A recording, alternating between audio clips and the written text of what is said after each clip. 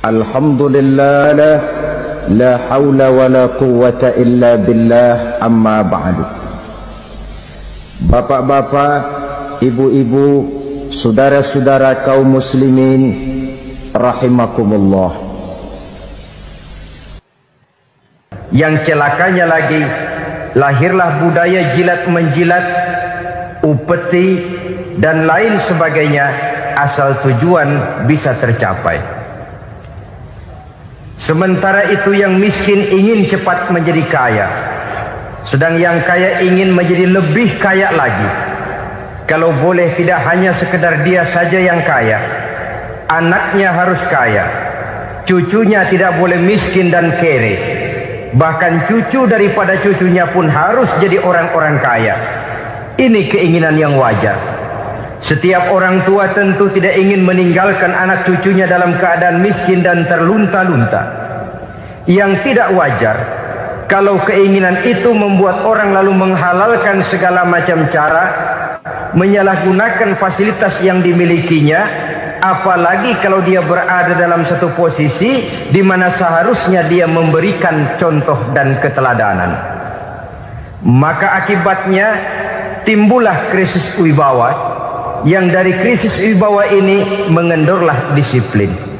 Sesungguhnya orang lalai, orang tidak mau berdisiplin karena di mukanya, di matanya, dalam pandangannya tidak ada lagi orang yang dianggapnya berwibawa.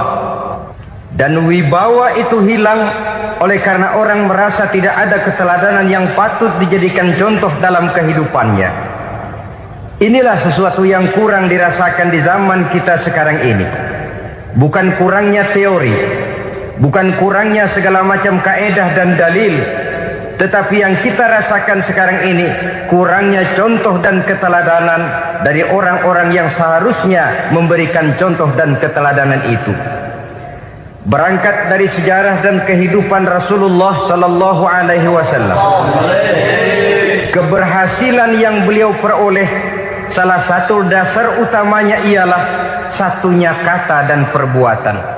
Tidak bermental ganda, tidak bermain minyak di atas air, tidak menggunting dalam lipatan. Lidahnya adalah hatinya, ucapannya adalah perbuatannya, dan apa yang beliau ajarkan kepada orang lain, beliaulah pelaksana pertamanya. Saudara-saudara kaum muslimin rahimakumullah.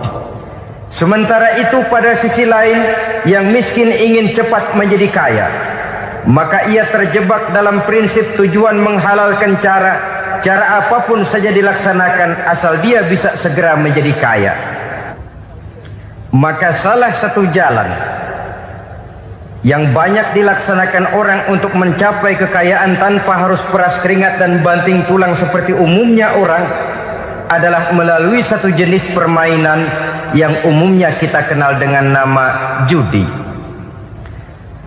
Ada dua bentuk dan pola daripada judi. Walaupun seiring dengan kemajuan ilmu pengetahuan dan teknologi canggih, peradaban manusia semakin tinggi, maka jenis macam judi yang dimainkan oleh manusia ikut-ikut menjadi canggih. Tetapi pada umumnya ada dua jenis macam judi itu. Pertama, ada judi yang dilakukan secara langsung, dalam arti seorang petaruh berhadapan dengan bandar atau orang berhadapan dengan orang. Dari judi yang dilaksanakan secara langsung ini, efek negatif yang segera bisa kita lihat dengan nyata. Pertama, timbulnya rasa dendam dan permusuhan. Walaupun orang nampak duduk berhadap-hadapan, walaupun kelihatannya mereka tertawa satu sama lain, tapi yakinlah itu cuma sekedar kulit saja. Pikiran yang ada dalam benak tiap-tiap orang yang terlibat dalam perjudian tidak lain ialah bagaimana saya bisa mengalahkan lawan main saya. Akibatnya tentu bisa kita pastikan akan timbullah dendam dan permusuhan bagi yang kalah, akan timbullah rasa sombong dan menganggap remeh orang lain bagi yang menang. Yang kedua, lalainya orang kepada apa yang menjadi tanggung jawab dan kewajibannya. Orang bisa lupa kepada anak dan istri. Kalau kepada anak dan istri saja sudah bisa lupa, apalagi kepada yang lain, sebab anak dan istri memang merupakan bagian daripada kehidupan kita. Konon lagi saudara, konon lagi keluarga yang lain, anak istri saja bisa terlupakan oleh penyakit dan permainan yang bernama judi ini. Yang ketiga, hilangnya rasa sayang kepada harta. Harta yang didapatnya dengan peras keringat dan banting tulang. Mungkin pergi pagi dan pulang sore. Setibanya dia di meja judi, apalagi uang tadi sudah bertukar dengan dalam bentuk koin, maka rasa sayang kepada harta itu tidak akan pernah ada lagi. Tetapi saudara-saudara, bagaimanapun juga, judi dalam artian langsung semacam ini hanya melibatkan orang-orang tertentu. Artinya selektif. Ada judi yang lebih berbahaya daripada jenis ini, perjudian massal. Taruhlah roulette dan kasino itu judi. Tetapi judi jenis roulette dan kasino ini bahayanya hanya untuk orang-orang tertentu yang memang sudah mapan, kelompok elit. Masa iya bocah angon di kampung main roulette? Apa ia yang tinggal di pinggir kali kenal kasino? Ya entahlah kalau kasino Prambos ya. Dari judi massal semacam ini lahirlah penyakit yang dinamakan tulul amal. Tulul amal, orang yang terlalu panjang angan-angan. Bukan tidak boleh orang bercita-cita, sebab cita-cita itu perlu. Katanya manusia tidak makan masih bisa hidup 1 bulan lebih. Manusia tidak minum masih bisa hidup 3 hari lebih. Tapi manusia tidak punya cita-cita 1 jam pun dia tidak akan bisa hidup. Karena faktor yang membuat kita bergairah menghadapi kehidupan, faktor yang mendorong kita untuk tetap berusaha dan tegar menghadapi resiko, karena adanya cita-cita di dalam kehidupan kita. Tetapi cita-cita tanpa direalisir dengan usaha, cita-cita yang tidak berangkat dari kemampuan yang ada, pada akhirnya hanya akan merupakan cita-cita yang mengawang, tidak akan terwujud dalam kenyataan, dan akan membentuk manusia menjadi orang yang tulul amal, panjang angan-angan, terlalu muluk keinginan, tidak berangkat dari kemampuan dan kesanggupan yang ada pada dirinya sendiri. Maka penyakit inilah yang telah menghasilkan dan melahirkan penghayal-penghayal kelas berat, tukang-tukang ngelamun kelas tinggi yang hidup di angkasa luar. Dan sejarah belum pernah mencatat ada orang menjadi kaya karena judi, itu belum pernah. Saudara lihat saja orang kaya yang namanya Adnan Khashoggi, orang kaya yang namanya Henry Ford, orang kaya yang namanya Aristotle Onassis, orang kaya yang namanya David Rockefeller. Itu seluruhnya menjadi kaya bukan karena mereka terlibat dalam perjudian, tapi karena kerja keras, peras keringat, banting tulang. Dan itu dimulai sejak mereka masih remaja. Sehingga banyak orang besar yang mulai pekerjaannya dengan menjual koran. Artinya berangkat dari A. Banyak pengusaha mobil yang memulai pekerjaannya dari tukang cuci mobil, tapi lalu bertahap dan tegar menghadapi kenyataan, sehingga proses demi proses dia hadapi dengan tegar, dengan tabah, dengan sabar, dengan ulet, sampai kepada membuahkan hasil. Kita ingin pintas, kayaknya mau, usahanya tidak mau, senengnya mau, peras keringatnya tidak mau. Ini tentunya akan melahirkan kontradiksi di dalam kehidupan. Maka dari jenis perjudian massal semacam ini lahirlah penyakit tulul amal, panjang angan-angan, terlalu muluk cita-cita. Bayangkan saja kalau ini terjadi secara massal, menimpa nasib rakyat kita di pedesaan yang jauh dari keramaian, Tiap hari mereka dinina-bobokkan oleh gambaran tentang akan diperolehnya uang dalam jumlah yang banyak dengan angka nol yang berentet. Tiap hari mereka melihat angka-angka itu. Mereka lambat laun akan terseret dalam arus tulul amal ini. Panjang angan-angan, muluk cita-cita hanya dengan mengandalkan meja perjudian. Akibatnya timbul penyakit yang kedua, yang ketiga, yaitu malas berusaha. Orang kalau sudah terlalu asik berkhayal, menghitung bintang di langit, malas berusaha. Kalau ada temannya kerja jadi buruh kasar, bawa hasil yang merupakan jeripaya dan peras keringat dia, 1 minggu bergaji 10-15 ribu, diketawain. Apaan gaji lu 10 ribu 15 ribu? Entar gua nih kalau ketembus 100 juta entar. Yang 10 ribu dan 15 ribu keringat orang itu dihina, itu dicela. Tetapi dia selalu menghitung, entar nih gua. Entarnya wallahu a'lam. Saudara hadirin yang saya muliakan, timbullah sikap malas. Padahal di tengah negara sedang membangun di berbagai bidang kehidupan. Maka sifat malas ini merupakan musuh kita. Baik mengejar kemiskinan, baik mengejar kebodohan dan keterbelakangan kita di sektor-sektor lainnya. Alangkah akan terganggunya roda pembangunan di negara kita ini jikalau sebagian besar rakyat dihinggapi oleh penyakit malas, yang malas ini dilatar belakangi oleh penyakit tulul amal, terlalu muluk angan-angan, yang angan-angan ini dinina-bobokkan oleh keinginan untuk mendapatkan untung yang besar tanpa peras keringat dan banting tulang. Sasaran yang lebih jauh, dan ini yang paling kita khawatirkan, hancurnya kubu-kubu pertahanan moral daripada bangsa kita. Kita sependapat bahwa lebih penting daripada membangun jembatan adalah membangun manusia yang membangun jembatan. Bahwa lebih penting daripada mengaspal jalan raya adalah membangun mental manusia yang melaksanakan pengaspalan itu. Dengan kata lain, membangun dan mempersiapkan manusia pembangunan. Tanpa itu, maka saya merasa khawatir kalau nanti kita tidak akan sampai kepada target yang kita harapkan oleh karena kandas di tengah jalan.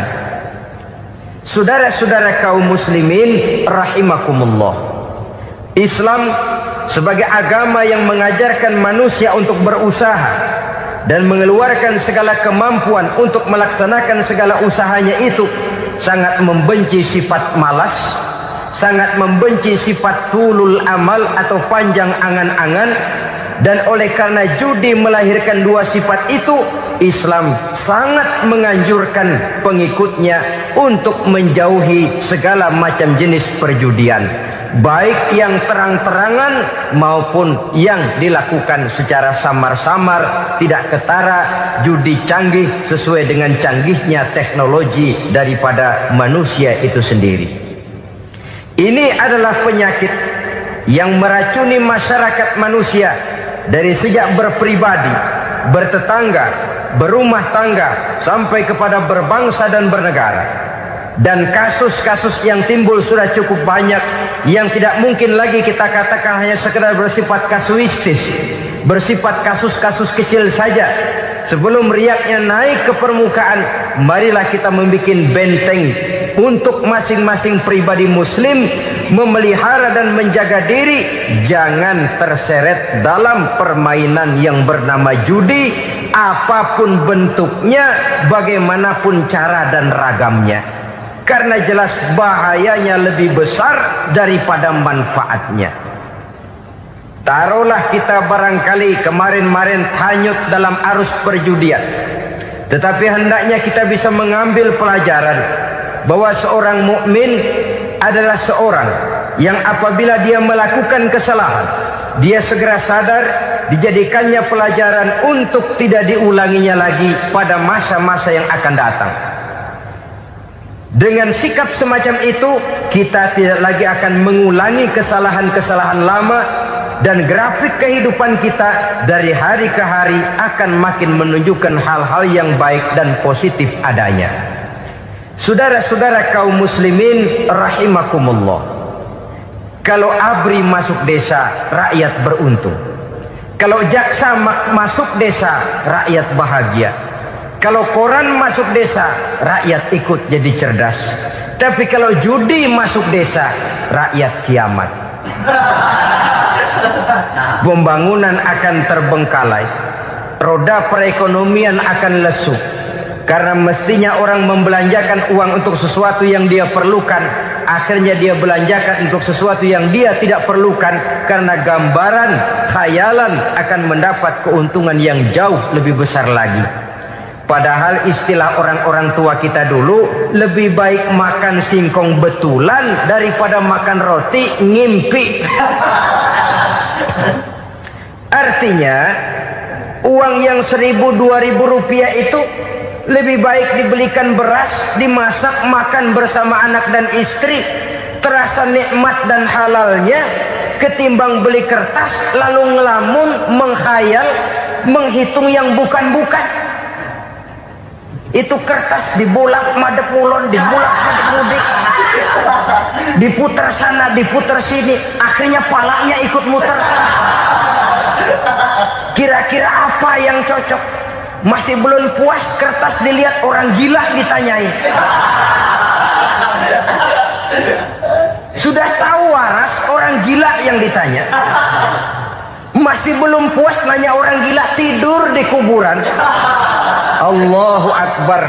Padahal di rumahnya tempat tidurnya empuk, anget, nggak ada nyamuk. Kuburan, tidur di kuburan. Dampak-dampak negatif yang semacam ini pada gilirannya mau atau tidak mau akan menyeberang kepada garis akidah, membahayakan dan mengancam nilai-nilai tauhid yang kita miliki. Sudah kertas dibolak-balik, tidak puas, orang gila ditanya. Orang gila ditanya belum maram, tidur di kuburan. Barangkali ada bisikan. Saudara hadirin yang saya muliakan, memang walaupun wahyu sudah berhenti, tapi Allah masih memberikan ilham kepada hamba-hambanya yang dikehendakinya. Tetapi ilham itu bentuknya positif. Kalau saudara pagi-pagi berniat, tahu-tahu datang pikiran nanti malam mau ngaji, itu namanya ilham. Kalau saudara sedang merenung, tahu-tahu datang pikiran, saya mau sedekah, itu namanya ilham, bentuknya positif. Tapi kalau ngelamun, tahu-tahu datang pikiran nomor sekian sekian sekian pasang, itu bukan ilham, itu belis. Saudara hadirin yang saya muliakan, tidak puas tidur di kuburan, cari yang lebih paten lagi, dukun ditanya. Nah, saya ingin menuduhkan persoalan. Apa tidak boleh orang ziarah kubur? Apa tidak boleh orang pergi ke dukun? Ini dalam kaitannya dengan judi, karena ini penyakit yang sudah merajalela, mewabah di kalangan masyarakat kita di lapisan yang bawah ini. Saudara hadirin yang saya muliakan, ziarah kubur bukan saja boleh, malah dianjurkan oleh Nabi.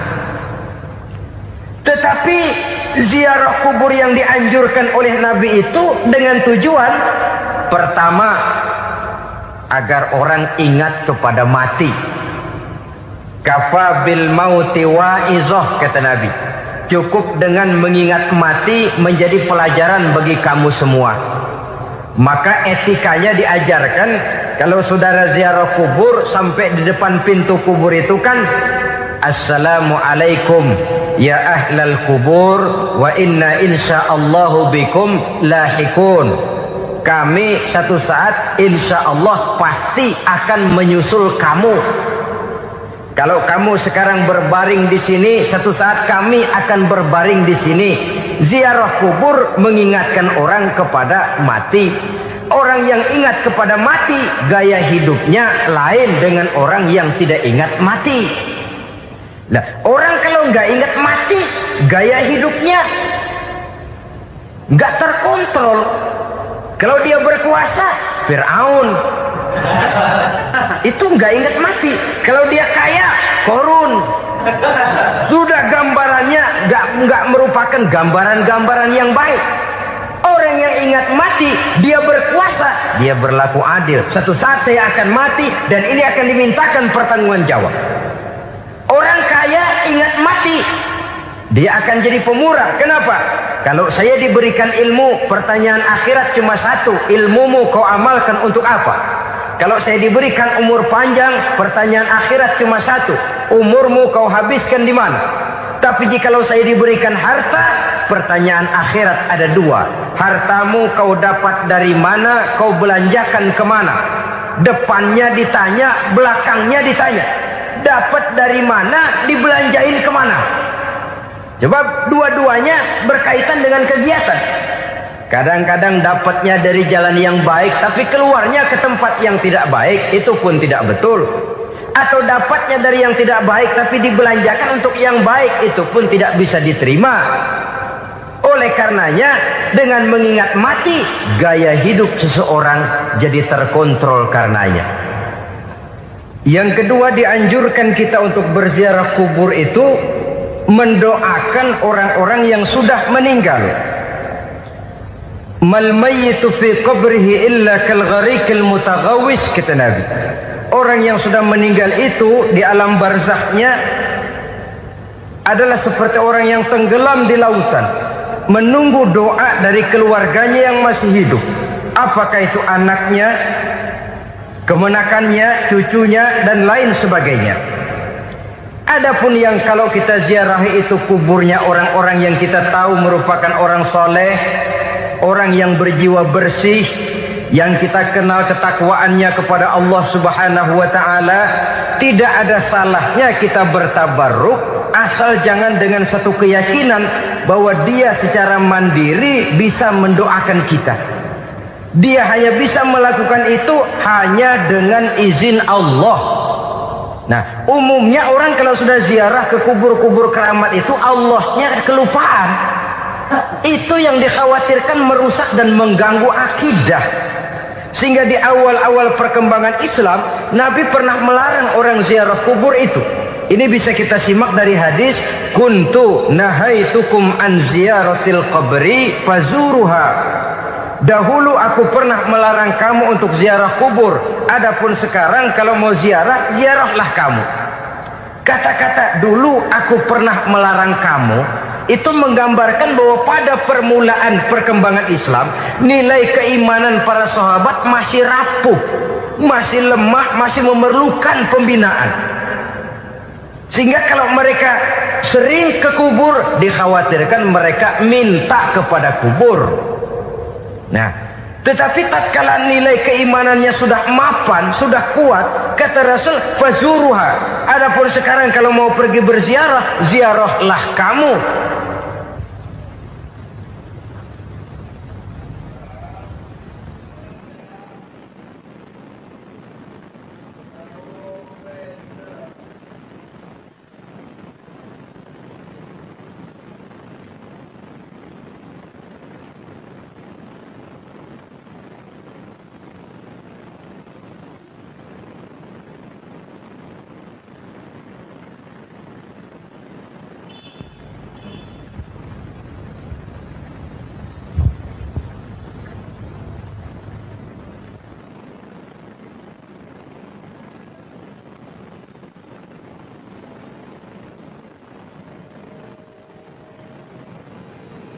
Saudara hadirin yang saya muliakan, jadi jangan melupakan Allah. Saya bisa saja berkata, kalau saya misalnya pakai cincin, lalu saya bilang, saya sejak pakai cincin ini, jangan anak gadis, nenek-nenek ngelihat saya lemes.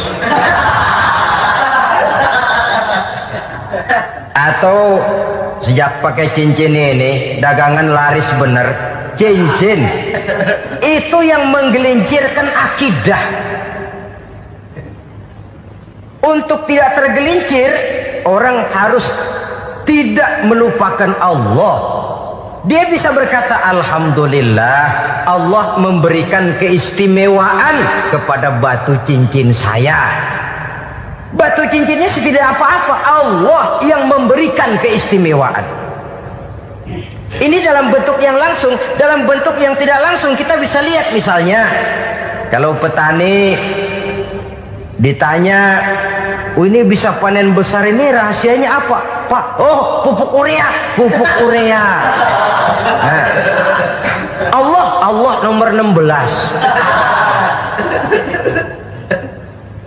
Seorang petani yang baik keimanannya, dia akan berkata, kami bisa panen besar karena izin Allah.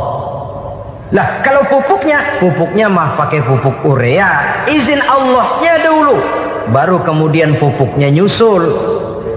Jadi sebenarnya bukan cuma pergi ke dukun yang bisa merusak keimanan, pergi ke dokter juga bisa loh merusak keimanan.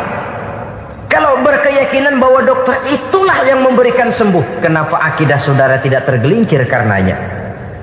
Dokter hanya memberikan obat dan resep, sembuh itu datangnya dari Allah. Ini yang diungkapkan lewat lisan Nabi Ibrahim alaihissalam, wa iza maridtu fahuwa yashfini. Apabila aku sakit, dialah Allah yang memberikan sembuh. Memberikan sembuh. Jangan juga menyalahartikan ayat ini.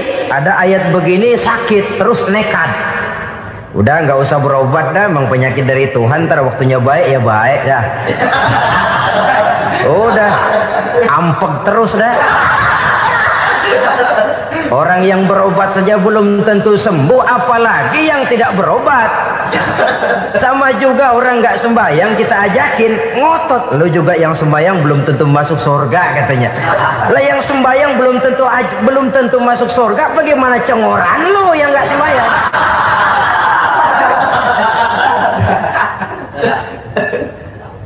Saudara hadirin yang saya muliakan, kaum muslimin yang berbahagia. Jadi dengan demikian, maka jangan menghilangkan Allah. Kita, ajaran pokok dalam Islam adalah ajaran tentang tauhid. Nah, tauhid ini menyangkut mengesahkan Allah, baik di dalam zatnya, baik di dalam sifatnya, baik di dalam perbuatannya, baik di dalam beribadah kepadanya. Tauhid dalam ibadah itu ada. Tauhid dalam zat artinya zat Allah itu tidak tersusun, tidak terdiri dari bagian-bagian yang bisa pecah-pecah.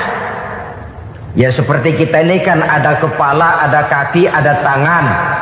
Allah tidak tersusun zatnya dari bagian-bagian. Esa zatnya tidak bisa dibagi-bagi. Esa sifatnya artinya Allah itu sifatnya tidak pernah berubah. Sejak dahulu sampai sekarang, Allah itu cinta kepada orang beriman yang melakukan kebaikan, dan Allah benci kepada orang kufur yang melakukan kejahatan. Mustahil satu saat Allah berubah. Orang kufur yang berbuat kejahatan didemenin, orang mukmin yang berbuat kebaikan dikeselin. Misalnya tahun 2000 Tuhan giliran jengkel sama orang mukmin. Itu mustahil. Dia esa di dalam sifatnya. Lain dengan sifat kita manusia. Sifat kita ini kan relatif. Ada saatnya kita senang, lain saat yang kita senang betul kita caci maki. Hari ini kita caci maki, besok kita puji. Lihat teman kaya, habis kita omongin, boleh jadi dia kaya. Kenapa? Dukunnya 36. Begitu kita habis caci maki begitu, dia datang ngasih duit sama kita. Cacian itu bisa berubah menjadi pujian. Lu ya emang bukan main dah. Sifat kita itu relatif, bisa terpengaruh oleh situasi dan kondisi. Saudara hadirin yang saya hormati, kaum muslimin yang berbahagia, Allah juga esa di dalam perbuatannya. Artinya di dalam menciptakan apapun yang akan diciptakan oleh Allah, di dalam melakukan apapun yang akan dilakukan oleh Allah, tidak terikat kepada faktor lain, tidak memerlukan bantuan lain. Dia adalah mutlak. Nah, Kemudian kita mengesahkan Allah dalam zatnya, mengesahkan Allah dalam sifatnya, mengesahkan Allah dalam perbuatannya. Belum tentu berarti kita mengesahkan Allah dalam ibadahnya. Sebab banyak orang yang yakin betul Allah itu esa, teguh dengan pendiriannya. Tuhan lu siapa? Allah. Allah bagaimana? Esa. Bagaimana kalau dua? Kagak. Tiga? Enggak. Mantap. Soal tahlil paten. Tapi dalam ibadah kadang-kadang dia tidak mentauhidkan Allah. Ini makna wa ma umiru illa liya'budullaha mukhlisin. Kami tidak memerintahkan kepadamu kecuali untuk beribadah kepadaku, kata Allah, dengan ikhlas. Beribadah kepada Allah dengan ikhlas itu artinya apa? Beribadah hanya untuk Allah saja. Nah, kalau hanya untuk Allah saja, lalu kita minta berdoa di depan kuburan orang yang soleh, apa syirik? Tidak syirik. Kalau kita berkeyakinan bahwa orang tempat kita memanjatkan doa itu hanya bisa mendoakan kita dengan izin Allah. Dia sendiri tidak punya kekuasaan apa-apa. Tanpa izin Allah dia tidak bisa berbuat apa-apa. Itu tidak menyebabkan orang menjadi syirik. Sama saja dengan kalau saya berkata tadi, alhamdulillah Allah telah memberikan keistimewaan kepada batu cincin saya.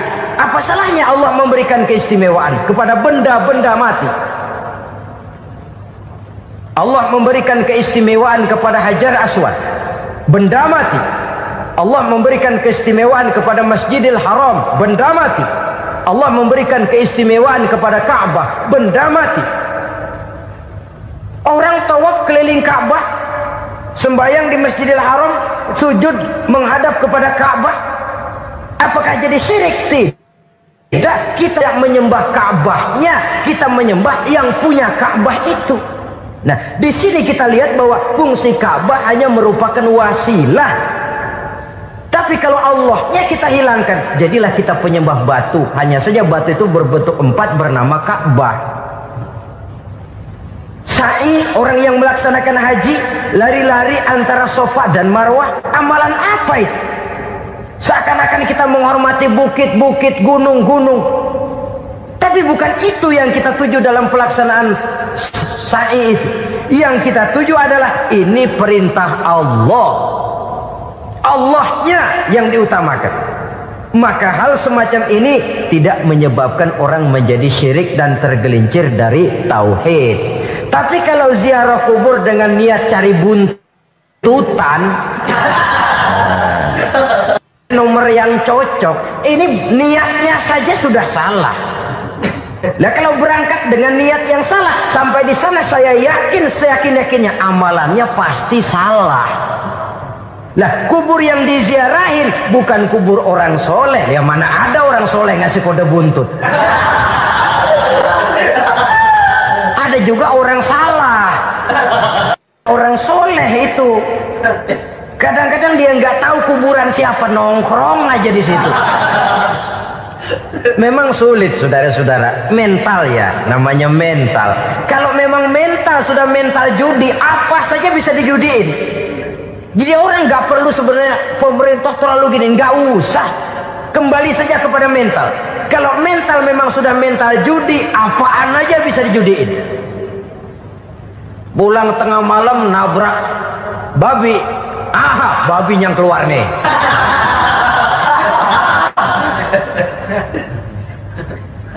Mobil lewat nomornya bisa dijudiin. Bajai lewat bajai bisa dijudiin. Mental. Kalau memang mental sudah mental judi, apapun saja bisa dijudikan. Saudara hadirin yang saya muliakan, lalu bagaimana dengan dukun? Ya, saudara hadirin, pergi ke dukun hakikatnya sama dengan pergi ke dokter. Orang berusaha melaksanakan yang namanya syariat, hakikatnya kembalikan kepada Allah. Syariatnya kita laksanakan. Tetapi, nah ini tetapi, yang pertama saudara harus tahu betul dukunnya itu bayang apa enggak, agamanya kuat apa enggak, Sebab ya tentu tidak ada dukun yang jelek, karena pada umumnya penyakit dukun itu kan nyohor, iklan lewat koleha-kolehanya.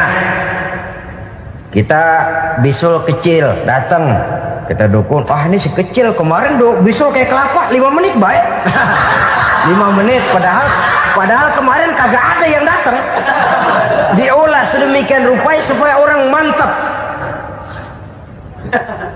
Jadi jangan asal sembarangan. Kadang-kadang lihat potongan dukunnya aja kita ngeri. Mukanya sudah klemot, nggak pernah tersentuh air wudhu. Jangankan air wudhu, mandi aja jarang. Yang kayak begini yang dipegang mati-matian, yang dipercayai habis-habisan, akan kita kemanakan tauhid kita ini? Apalagi kalau perginya sudah dengan niat mencari nomor yang jitu. Itu saya katakan lagi tadi, berangkat saja sudah dengan niat yang salah. Orang berusaha silakan. Sama juga kita ke dokter. Oleh dokter kan setelah diperiksa penyakit kita, lalu dianalisa, oh ini penyakitnya ini. Kemudian diberikan obat. Lah, obat itu kan tentu ada aturan minumnya tuh. Yang kapsul ini sehari 3 kali, yang tablet ini sehari 2 kali. Kalau kita minumnya kelebihan, overdosis namanya. Saking pengen cepet baik, sekali minum 10 tablet. Ya memang nggak sakit-sakit lagi, tapi nggak hidup tidak. Habis. Kita pun dalam melaksanakan amalan hidup beragama begitu. Saudara datang kepada kiai, orang-orang soleh, meminta amalan, wiridan, itu jangan sampai overdosis. Tidak sesuai dengan kemampuan pribadi. Wong masih SD sudah minta matematika kelas SMP, celeng. Baru SMP sudah minta diajarkan filsafat kelas perguruan tinggi, semaput. Kenapa? Daya tampungnya nggak kuat. Emang ukuran secangkir, minta disiin seember, ya luber. Lebihnya nggak cukup. Kenapa? Yang diberikan, yang diamalkan tidak sesuai dengan makomnya, tidak sesuai dengan kemampuan yang ada pada dirinya. Saudara hadirin yang saya muliakan, akhirnya apa? Mencelakakan dirinya sendiri, ngawur. Baru sembahyang seminggu udah ngaku ketemu malaikat. Oh, sembahyang ditemenin malaikat lah, sembahyang baru seminggu mulain. Tuh malaikat iseng anak. Ya walaupun kalau Allah izinkan tidak mustahil, tapi kan tidak logik. Orang yang melaksanakan ibadah puluhan tahun memerlukan riyadhah dan latihan, khusyuk dan tawadhu, penuh tazallul, merendahkan diri di hadapan Allah, belum tentu mendapat karunia yang semacam itu. Saudara hadirin yang saya muliakan, jadi dengan kata lain, yang pertama, lihatlah dulu kualitas dukun yang akan saudara datangi itu. Ini kualitas black apa kualitas white, aspal apa cat putih. Sehingga jangan sampai kita salah pilih. Sebab biasanya orang kalau sudah hanyut di kali, rumput pun dia pegangin. Dia tahu kalau rumput tidak akan bisa menahan bobot badannya, tapi karena posisinya posisi terjepit, rumput pun dia pegang. Ini satu gambaran psikologis betapa orang dalam keadaan panik, kepepet, kejepit, yang tidak mestinya dipegang pun akan dipegangnya juga. Walaupun dia tahu itu tidak akan bisa menahan bobot badannya, namun dipegangnya juga. Oleh karenanya, yang pertama, lihat dulu kualitas dukunnya. Yang kedua, saudara-saudara, jangan berkeyakinan bahwa dukun itulah yang memberikan permintaan saudara. Si dukun hanya bisa dengan izin Allah. Nah ini kuncinya. Kalau izin Allahnya dihilangkan, dan ini yang jarang, biasanya kalau kita diajak ke dukun, di sono aja no paten banget, abah ano, abah ini, abah ano. abah-abah. Lah, lalu pikiran kita kan terfokus.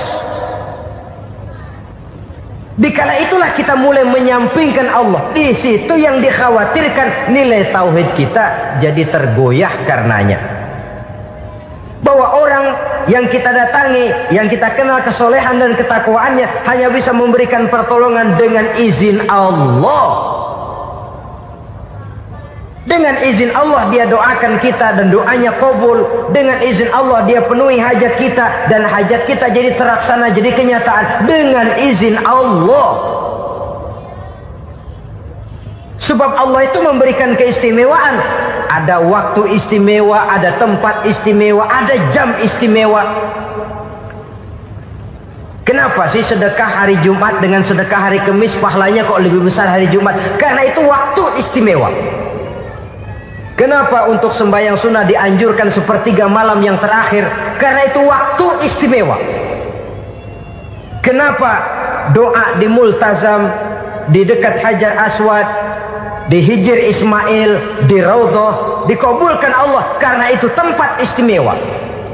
Memang kadang-kadang ada orang berkata, kalau mau berdoa kenapa mesti di kuburan wali? Di rumah juga berdoa, Tuhan dengar. Betul, Tuhan dengar, bahkan tidak berdoa pun Allah tahu isi hati kita. Tapi soal dikabulkan atau tidak, itu hak Allah. Dan Allah memberikan fasilitas kepada tempat-tempat tertentu dan istimewa. Dan itu diajarkan oleh Nabi. Di Raudhah perbanyak doa. Kenapa? Itu tempat yang mustajabah. Artinya Allah memberikan keistimewaan kepada tempat-tempat tertentu. Dalam konteksnya dengan ini, makom para aulia, para wali, para ulama soleh, tidak ada salahnya kita berdoa di sana, bertawassul, bukan meminta kepada si kiai, bukan meminta kepada si ulama, bukan meminta kepada si wali, meminta kepada Allah melalui tempat yang orangnya kita yakin dekat dengan Allah. Walaupun Allah tidak memerlukan perantara, itu jelas. Allah tidak memerlukan calo, memang. Tapi Allah menyediakan waktu dan tempat-tempat istimewa. Itu harus kita manfaatkan untuk mendekatkan diri dan berdoa kepadanya. Saudara-saudara kaum muslimin rahimakumullah, saya kembali dalam konteksnya dengan dukun yang akhir-akhir ini jadi populer karena merajalelanya judi sampai kepada desa-desa, pedesaan-pedesaan terpencil, yang akibatnya menjauhkan orang dari nilai tauhid. Padahal benar kalau orang berkata kadzabal munajjimun walau sodaku, tukang-tukang ramal itu bohong walaupun benar. Kalaupun betul, kebetulan. Itu maksudnya bohong walaupun betul, betulnya betul kebetulan. Maka para remaja itu biasanya gemar kepada membaca bintang Anda minggu ini, kan begitu toh? Nah, apa Aries, apa Virgo, apa Leo dan sebagainya, dan itu memang menarik untuk dibaca. Rezeki sebelah kulon, asmara anget. Saudara hadirin, hal yang semacam ini boleh saja untuk dibaca, tapi tidak untuk diyakini kebenarannya. Boleh saja untuk dibaca, tapi tidak untuk diyakini kebenarannya. Karena meyakini kebenarannya sama saja dengan mendahului Allah. Dan itu bisa menggelincirkan nilai-nilai tauhid kita. Tauhid dalam ibadah saya katakan tadi, menyembah hanya kepada Allah, bermohon hanya kepada Allah dengan menggunakan fasilitas-fasilitas yang disediakan oleh Allah, baik berupa waktu maupun tempat-tempat tertentu dan orang-orang. Ya, kalau waktu dan tempat saja ada yang diberikan keistimewaan oleh Allah, padahal tempat itu benda mati, apalagi manusia yang merupakan makhluk hidup. Saudara hadirin yang saya muliakan, saudara-saudara kaum muslimin yang berbahagia, sehingga dengan demikian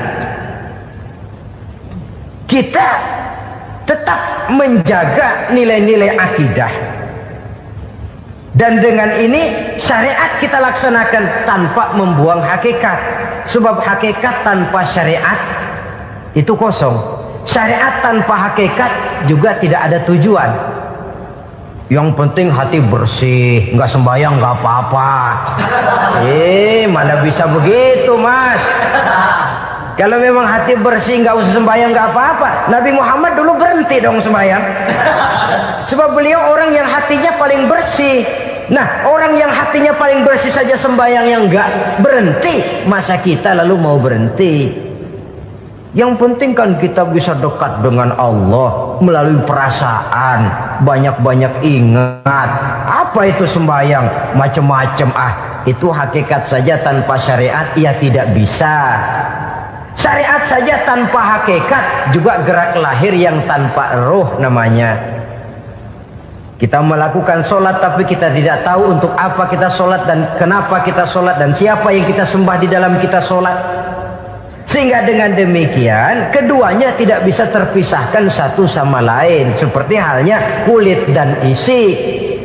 Barangkali pernah saya ingatkan, kulit penting, isi pun juga penting. Hakikat penting, syariat juga penting. Dan kita jangan salah mengartikan terjebak dalam ucapan-ucapan yang masih memerlukan penafsiran. Sehingga lalu kita cenderung mendiskreditkan dan menjelekkan para wali.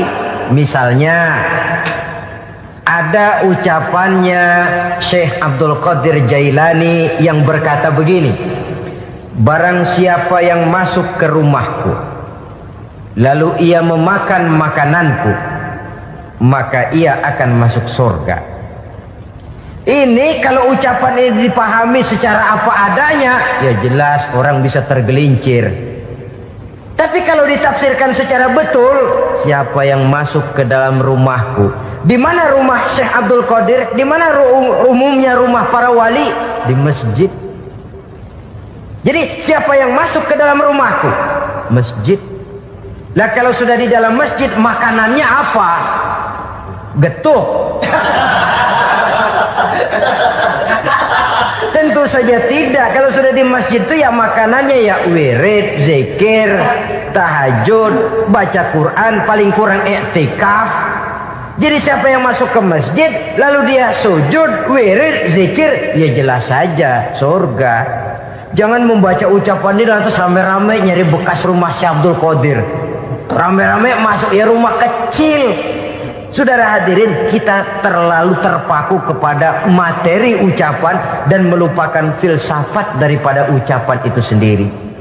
Dalam kondisi yang sedemikian, sangat boleh jadi orang lalu tergelincir karenanya. Oleh karena itulah saudara-saudara, saya kembali kepada satu prinsip, bahwa sebenarnya dengan tidak perlu menyalahkan pihak-pihak lain, mari kita kembali kepada sikap mental kita sebagai muslim. Kalau mental memang sudah mental penjudi, apapun bisa dijudikan. Tapi kalau mental itu tidak ada, walaupun di kiri kanan dan depan belakang banyak dibuka tempat-tempat perjudian, saya yakin kita akan mampu menahan dan menjaga diri. Sikap mental inilah yang memerlukan pembinaan dari kita semua. Sehingga dengan demikian kita akan menjadi pribadi-pribadi yang bisa bertahan dari segala gempuran-gempuran yang datang dari luar karena adanya prinsip ketahanan mental itu tadi. Sekali lagi saya ingatkan bahwa judi selamanya tidak akan pernah mendatangkan kebahagiaan. Judi tidak akan membuat orang menjadi kaya. Judi tidak akan membuat orang makin akrab berteman dan bersaudara. Yang jelas judi melahirkan permusuhan dan dendam, membangkitkan rasa malas, memulukan angan-angan tanpa mau peras keringat dan banting tulang, melalaikan orang dari tanggung jawab dan kewajibannya, membuat ia lupa kepada anak, istri dan seluruh keluarganya, dan pada akhirnya dia akan terjebak dalam satu permainan yang makin menjauhkan dia dari proses kesadarannya sebagai manusia. Sebagai uraian penutup, marilah kita renungi firman Allah dalam Al-Baqarah ayat 208. A'udzubillahi minasyaitonir rajim. Ya ayyuhalladzina amanu dukhulu fis silmi kafah wa la tattabi'u khutuwatis syaitan innahu lakum aduwwum mubin. Hai orang-orang yang beriman, masuklah kamu ke dalam keselamatan, masuklah kamu ke dalam Islam secara keseluruhan. Jangan kamu mengikuti jejak-jejak setan, karena setan adalah musuhmu yang nyata dan jelas. Judi termasuk jejak-jejak yang ditinggalkan oleh setan untuk diikuti oleh kita, agar kita mendapatkan kesengsaraan baik di dunia, lebih-lebih di akhirat nanti. Semoga Allah selamatkan kita, Allah selamatkan seluruh bangsa kita dari penyakit-penyakit judi yang melahirkan efek-efek negatif dalam kehidupan. Terima kasih atas perhatian saudara. Mohon maaf atas segala kekurangan. Usikum wa nafsi bitaqwallah. Wassalamualaikum warahmatullahi wabarakatuh. Waalaikumsalam warahmatullahi wabarakatuh.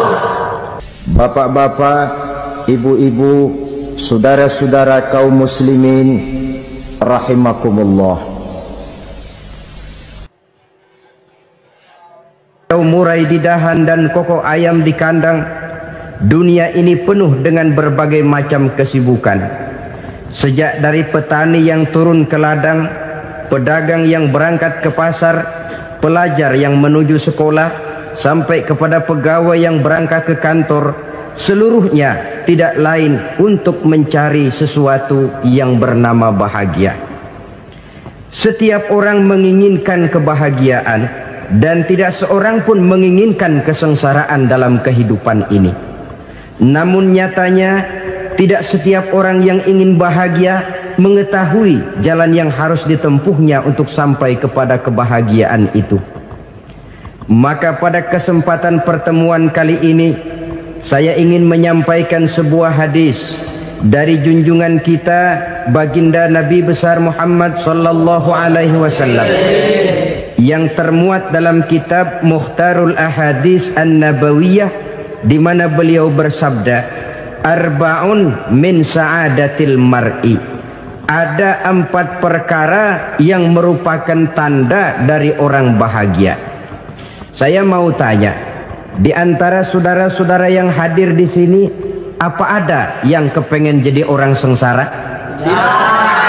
Seluruhnya tentu ingin mendapatkan kebahagiaan. Maka menurut resep dari Nabi kita, tanda orang bahagia itu 4. Jadi kalau saudara ingin bahagia, harus mempunyai 4 perkara ini. Yang pertama, orang bahagia itu kata Nabi, darun wasi'un. Punya rumah biar bagus asal gede. Enak ngaturnya, daripada sudah punya rumah kecil, adanya di pinggir kali, gubuk, kalau hujan bocor, miring lagi, kiamat. Loh, kalau gitu Islam materialis dong. Hadis ini boleh diartikan dengan makna hakiki, arti yang sebenarnya. Boleh diartikan dengan makna majazi, arti kiasan. Kalau dia diartikan dengan arti kias, maka yang dimaksud darun wasi'un ay qalbun wasi'un. Rumah yang luas tidak lain daripada hati yang lapang. Karena di situ kunci kebahagiaan yang sebenarnya. Walaupun kita cuma tinggal di petak berukuran 2 kali 3 meter, kalau hati kita luas-luas rasanya rumah itu.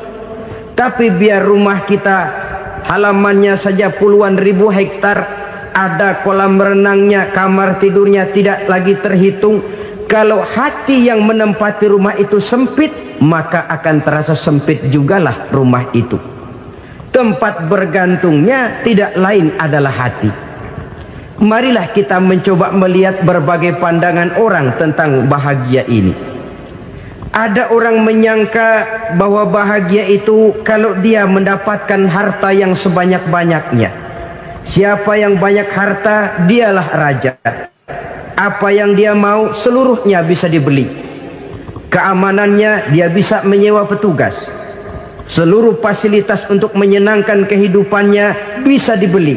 Pendeknya, hartalah segala-galanya dalam kehidupan. Sampai ada pepatah mengatakan, innad darahima fil amakini kulliha taksur rijala mahabatan wa jalala. Sesungguhnya harta, dinar, dirham, uang di mana-mana selalu bikin hebat orang yang memilikinya. Coba lihat, orang yang punya duit sama yang enggak punya duit, jangan gaya hidupnya, gaya jalannya aja lain. Wahia lisanun liman arada fasahatan, wahia silahun liman arada qitala. Uang adalah senjata yang paling ampuh bagi orang yang mau pergi perang, dan lidah yang paling fasih bagi orang yang mau bicara. Kalau bicara dengan lidah macet, cobalah bicara dengan harta, lancar. Sampai ada pepatah demikian, segalanya bisa diatur dengan harta. Maka di kalangan orang yang berpandangan semacam itu, seluruh kegiatan hidupnya hanya terfokus kepada bagaimana mengumpulkan harta yang sebanyak-banyaknya. Tidak peduli halal haram, tidak kenal sore pagi siang dan malam, tidak sempat sujud, jauh dari agama, jauh dari kehidupan yang bersifat ruhaniyah, jauh dari Allah dan sebagainya. Sampai dalam Al-Quran dikelompokkan dalam kelompok yang dinamakan lumazah. Allazi jama'a malahu wa addadah yahsabu anna malahu akhladah. Mereka mengumpul-ngumpulkan harta sebanyak-banyaknya dan menyangka bahwa harta yang banyak itu dapat mengekalkan hidupnya, mengekalkan kekayaannya, mengekalkan kebahagiaannya. Saudara hadirin yang berbahagia, kalau pandangan hidup ini benar, artinya kalau harta memang merupakan satu-satunya hal yang dapat membuat orang bahagia, tentu di rumah mewah tidak akan pernah ada tangis derita. Tentu di satu tempat di mana fasilitas hidup serba menunjang tidak ada yang namanya penderitaan. Tapi suka dan duka, sedih dan gembira, senyum dan tawa adalah milik setiap orang, baik dia punya harta maupun dia tidak punya harta. Nyatalah bahwa harta semata-mata bukan merupakan jaminan bahwa orang akan bahagia, walaupun tanpa harta orang sulit untuk bahagia. Saya mau cerita, ada orang super kaya, namanya Aristotle Onesimus, raja tanker Yunani. Dia punya kapal tanker saja konon sampai 11 banyaknya. Punya perusahaan penerbangan yang disebut Olympic Airlines. Punya hotel di berbagai kota besar di dunia ini, sejak dari New York, London, Paris, Rome dan sebagainya. Bahkan punya pulau yang dia namakan Pulau Scorpio. Ini kan namanya sudah kaya nggak tanggung-tanggung, punya pulau. Nah, dia punya 2 orang anak, yang satu laki-laki namanya Alexander, yang satu perempuan namanya Maria Onesimus. Seluruh harapannya tertumpah kepada anak lakinya Alexander ini, yang akan meneruskan usahanya, meneruskan kekayaannya, meneruskan dinastinya. Apa yang terjadi? Ternyata anak yang dia harapkan yang bernama Alexander ini mati muda dalam kecelakaan pada waktu dia olahraga. Apa olahraganya? Namanya olahraga anak orang kaya, golongan jet set. Olahraganya olahraga pesawat terbang. Jatuh, ya nggak kapungut, habis mati. Tinggal satu anak perempuannya, Maria Onesimus. Tapi anak perempuan ini juga malah urakan. Terakhir dia pacaran, bahkan kemudian kawin sama orang Rusia. Rupanya Aristotle Onesimus ini broken. Kekayaannya yang berlimpah ruah, perusahaannya yang begitu banyak, siapa yang akan meneruskan? Siapa yang akan menggantikan? Sampai kemudian dia mengurung diri di Pulau Scorpio dan mati di sana secara mengenaskan. Seorang multi jutawan, seorang yang super kaya, mati menyendiri di pulau sepi. Ibarat kata pepatah, anak ayam mati di lumbung. Bukan kekurangan makanan, keurugan makanan. Begitu kehidupan Aristotle Onassis. Dan banyak orang-orang yang sudah demikian kaya sampai dibingungkan oleh kekayaannya sendiri. Telusurilah kehidupan David Rockefeller misalnya, Henry Ford misalnya, Adnan Khashoggi misalnya. Multi jutawan yang kadang-kadang dibuat keder oleh kekayaannya sendiri. Pantas ketika Imam Ali ditawarkan orang, "Ya Ali, kalau kepadamu disuruh pilih ilmu atau harta, kau pilih mana?" Ya jelas pilih ilmu dong. Kenapa? Pertama, ilmu kalau kita berikan kepada orang lain tambah. Tapi harta kalau kita berikan kepada orang lain kurang. Saudara punya uang 10.000, dibagi orang 5.000, jelas uang saudara berkurang. Tapi saudara punya ilmu diberikan kepada orang lain bisa, saudara pun makin mantap. Tidak lantas jadi bodoh karena ngajarin orang. Saudara bisa Fatihah lalu mengajarkan orang Fatihah. Orang bisa, saudara pun makin hafal. Tidak lantas setelah diajarin orang ilmunya hilang. Begitu datang dia minta orang, "Tolong ajarin saya Fatihah." Udah habis, nggak ada.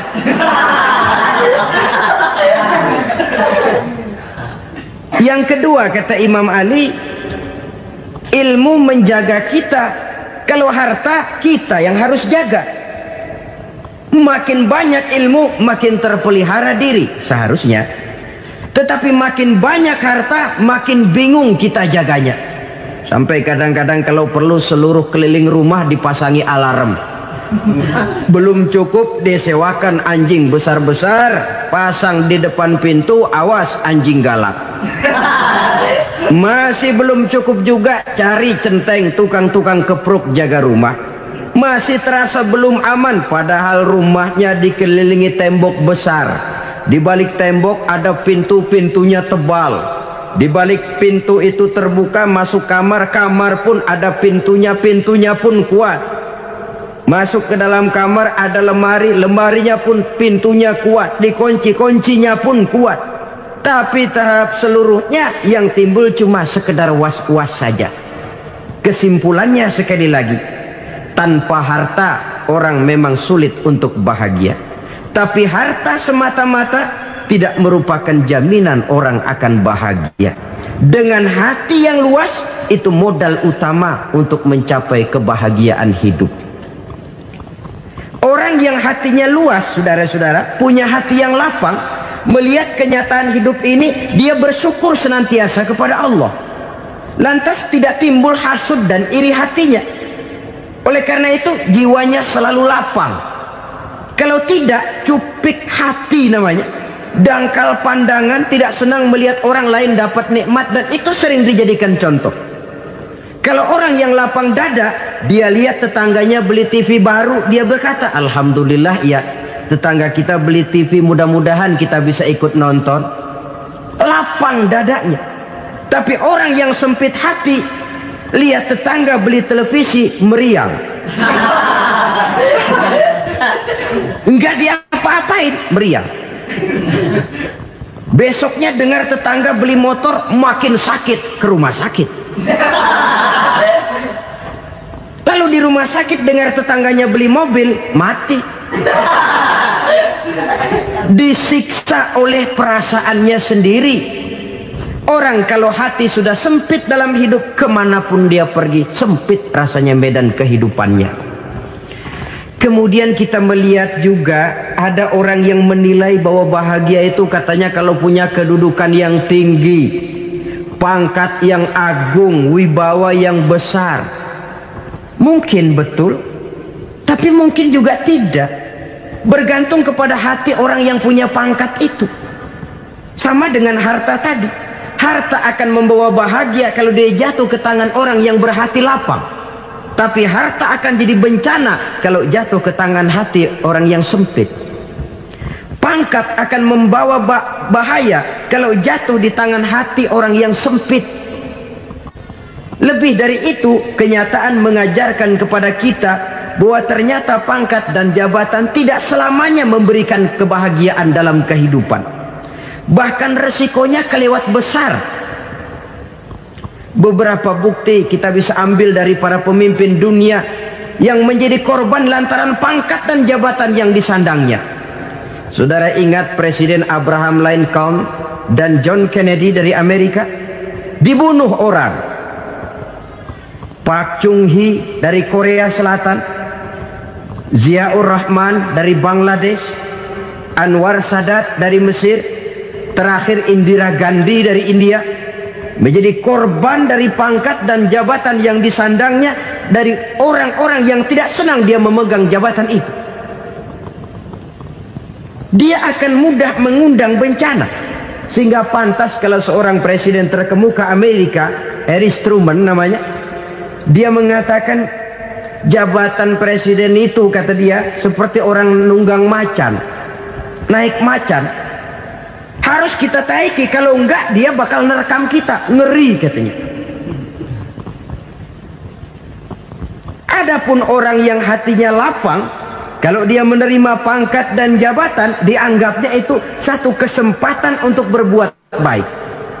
Tapi orang yang berhati sempit, menerima pangkat dan jabatan, bukan kadang-kadang menerima, malah berusaha setengah mati mencapai dengan segala cara. Kalau perlu jilat atas, jilat atas. Jadi golongan sumuhun dawu. Jadi kelompok kulon nuwun, yes sir, yang kerjanya cuma oke bos. Kalau perlu jilat atas, jilat atas. Kalau perlu injak yang bawah, injak yang bawah. Perlu sikut kiri kanan, sikut kiri kanan. Yang penting pangkat dapat, jabatan dapat. Orang yang semacam ini, kalau sudah mempunyai pangkat dan jabatan, biasanya dia tidak menganggap itu sebagai amanah, tidak menganggap sebagai kesempatan berbuat baik, tapi malah kesempatan untuk memperturutkan hawa nafsunya yang dilatar belakangi oleh kesempitan hatinya tadi. Apalagi kalau orang memperoleh pangkat karena banyak mengeluarkan uang. Seakan-akan pangkat dan jabatan itu sekarang macam proyek, pakai tender. Siapa yang berani bayar segini, naik. Nggak berani, minggir. Padahal logikanya, kalau orang mencapai satu jabatan karena banyak mengeluarkan uang, hampir bisa dipastikan bahwa setelah jabatan itu dia pegang, langkah pertama yang akan dilakukannya ialah berusaha bagaimana uang yang dia keluarkan supaya kembali. Ya paling kurang pulang modal dulu dong. Soal mikirin rakyat soal nanti, tapi ini modal harus pulang. Itu celakanya kalau orang memperoleh pangkat dan jabatan cuma karena banyak mengeluarkan uang. Jarang orang yang mempunyai keyakinan dan pandangan bahwa pangkat dan jabatan merupakan amanah. Jadi sekali lagi, pangkat dan jabatan mungkin saja membawa kebahagiaan kalau jatuh ke tangan orang yang berhati lapang. Tapi bisa jadi bencana kalau dia jatuh ke tangan orang yang mempunyai hati yang sempit. Dan lagi-lagi stresnya hati yang lapang. Lalu sebagian orang, saudara, ada yang berpandangan katanya bahagia itu kalau jadi orang terkenal, mempunyai popularitas, menjadi idola di kalangan remaja, di kalangan orang tua, di segala lapisan masyarakat. Padahal makin populer orang, makin terikat dia. Ya kalau macam kita ini kan nggak punya nama, nggak populer, tengah malam buta mau nongkrong di warung Tegal aman. Tapi pangkat, jabatan, kedudukan, popularitas menyebabkan kita diikat dengan berbagai macam peraturan. Cuma mandi sama ke WC saja yang nggak dikawal.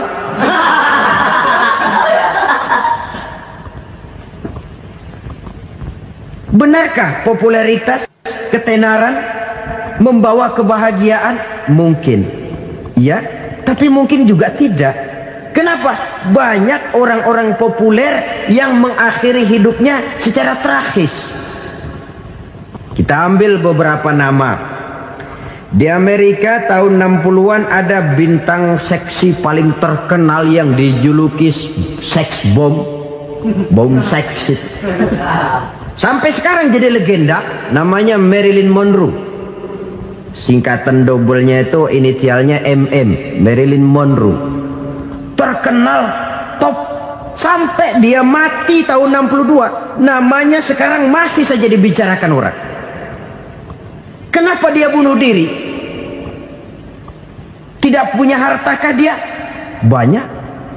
Kurang populerkah dia? Seluruh dunia mengenalnya.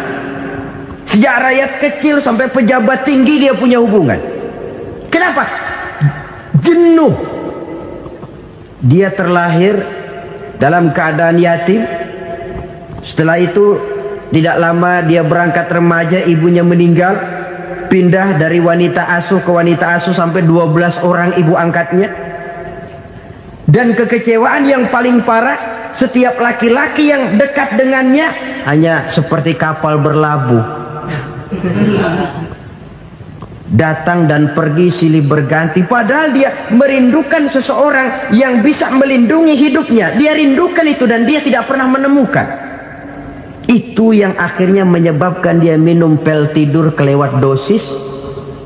Minum obat tidur kebanyakan. Ya tidur terus sampai sekarang.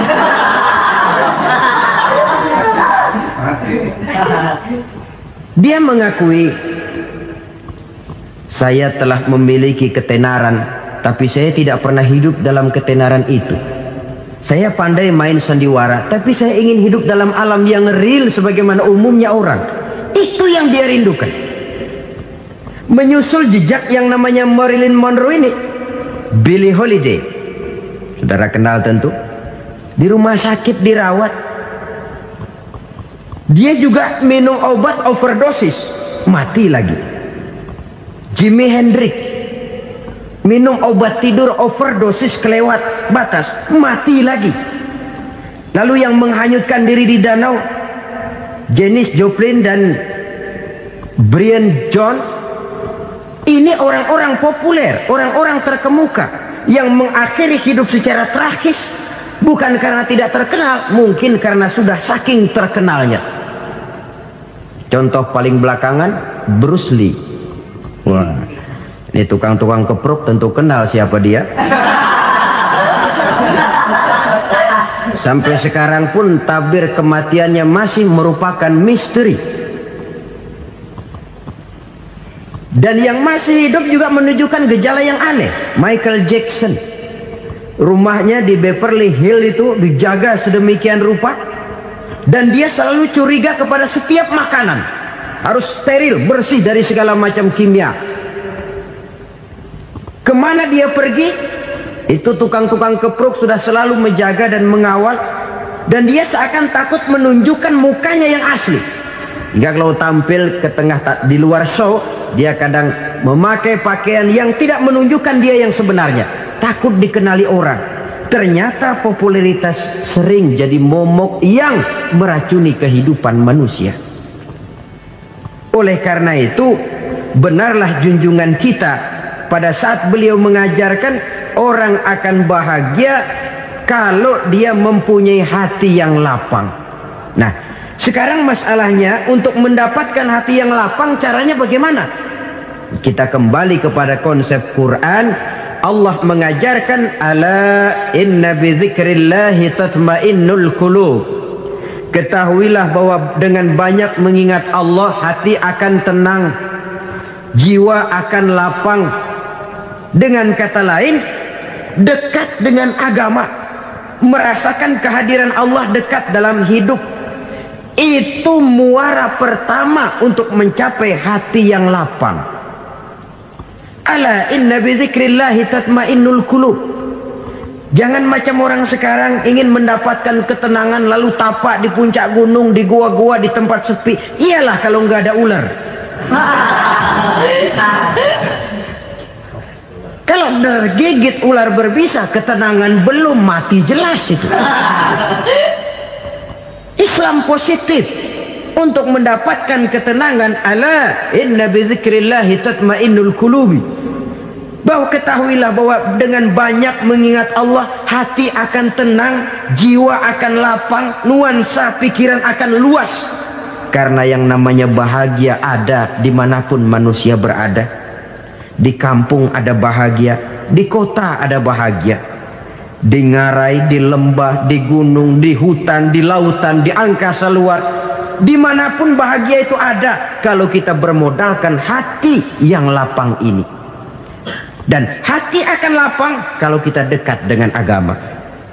Dekat dengan harta buat sementara hati mungkin tenang, tapi ketenangan yang relatif dan temporer. Apalagi orang tiap kali tambah harta, tiap kali tambah rencana. Itu wajar.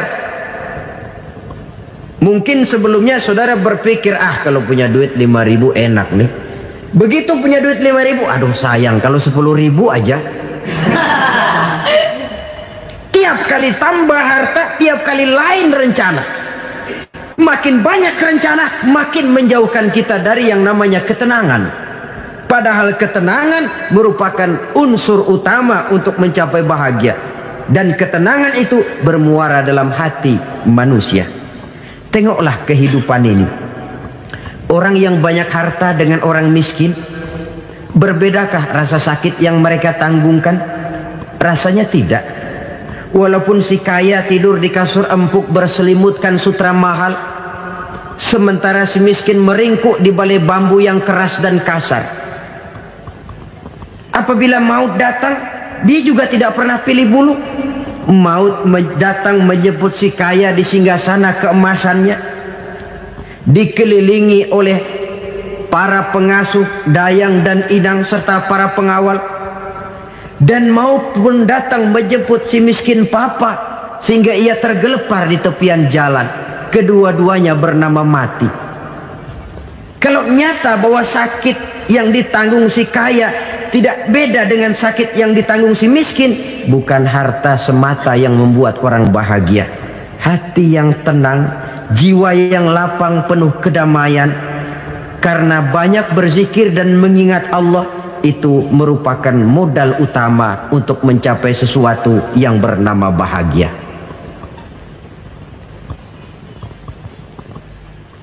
Saudara hadirin yang saya hormati, inilah yang pertama dari 4 ciri yang digambarkan oleh Nabi tentang tanda-tanda orang bahagia. Dan harus berangkat dari yang pertama ini, hati yang lapang. Ini yang harus kita miliki lebih dahulu. Baru nanti akan menyusul kepada poin yang ketiga, kedua, dan selanjutnya.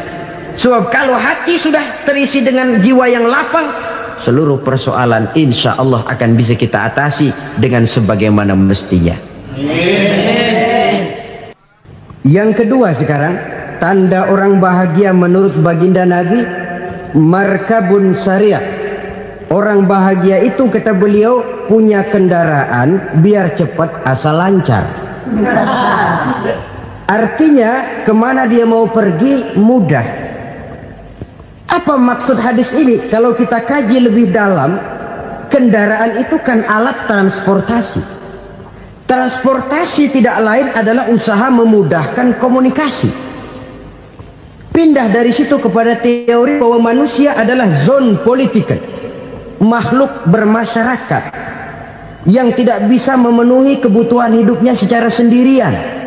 Kita memerlukan keberadaan orang lain dalam kehidupan ini. Untuk memakai baju saja kita sudah perlukan petani yang tanam kapas, pabrik yang memintal kapas jadi benang, pabrik yang menenun benang jadi kain, sampai kepada mesin jahit, sampai kepada tukang jahit. Itu cuma untuk memakai pakaian saja. Tidak seorang pun di antara kita yang sanggup memenuhi kebutuhan hidupnya secara sendiri. Kita perlu orang lain. Maka kebebasan dalam arti mutlak, kebebasan tanpa batas, itu tidak mungkin ada dalam kehidupan. Karena kita mengadakan yang disebut interaksi sosial. Setiap kegiatan kita tentu melibatkan orang lain. Menurut kita barangkali kita bebas jalan di jalan raya semaunya, tapi orang lain berkendaraan pun merasa bahwa ini ada juga jalan haknya. Dan begitu selanjutnya. Oleh karena itu, maksud dari kendaraan yang cepat ini adalah khulata'uhu ma'as solihin. Lingkungan pergaulannya terdiri dari orang-orang soleh. Pergaulannya luas. Kemana dia pergi ada temannya. Kesulitannya ada tempat dia cerita.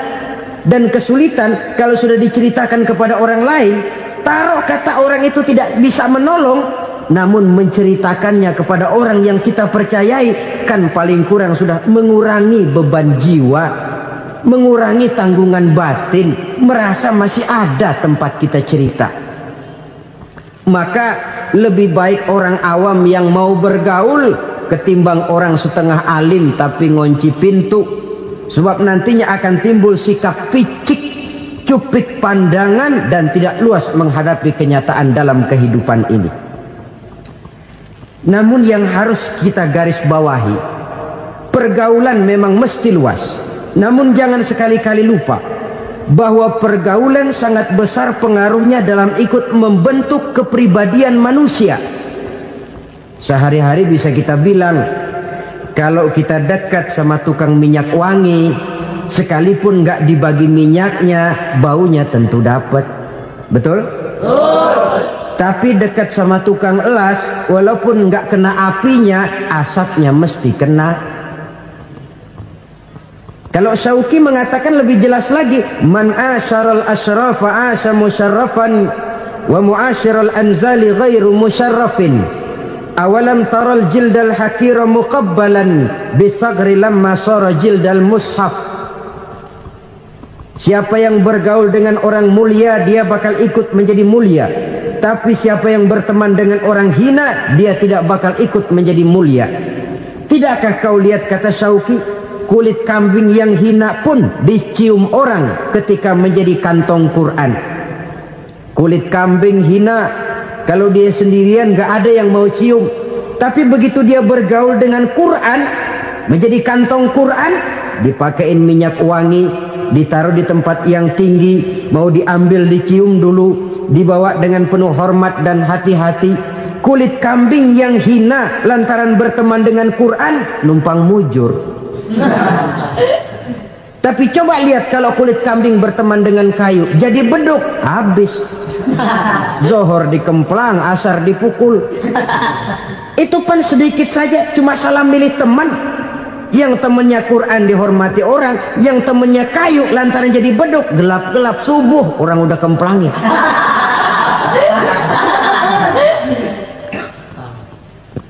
Maka terutama kepada adik-adik remaja yang masih mencari identitas diri, yang ibarat kaset masih kaset kosong, mudah diisi oleh apapun, pandai-pandailah memilih teman dalam bergaul. Karena banyak orang yang tadinya baik-baik, ketika terseret dalam pergaulan dengan orang yang tidak baik, kebaikannya menjadi lentur dan luntur. Tapi berapa banyak bajingan-bajingan tengik, orang-orang yang berlumur noda dan dosa, tiap hari melakukan maksiat, namun bergaul dengan orang yang baik-baik, pada akhirnya sedikit demi sedikit beringsut dan berangsur dia terbiasa mengikuti kebaikan-kebaikan. Saya tekankan ini kepada remaja karena mereka masih mencari identitas diri. Apa yang mereka lihat mereka mau, apa yang mereka dengar mereka ingin tahu. Coba lihat kehidupan remaja.